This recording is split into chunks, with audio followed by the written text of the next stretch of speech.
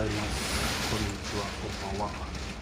3トン対毛利藤山印の介です。今朝の5時45分頃なんですけれども、台風が通過中です。結構雨風が大変なことになっています。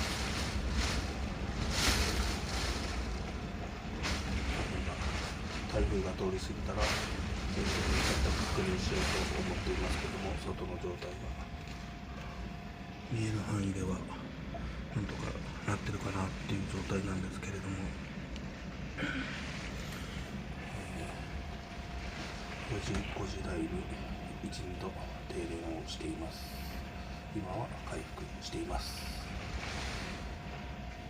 なかなか久々の直撃また停電してしまいました。回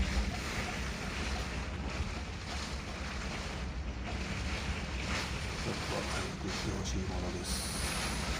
3トン対毛利藤山森進之介でした。登録とフォローもよろしくお願いいたします。車の上に瓦が落ちてきました。その下にも瓦が落ちてます。こっちに落ちなくてよかった。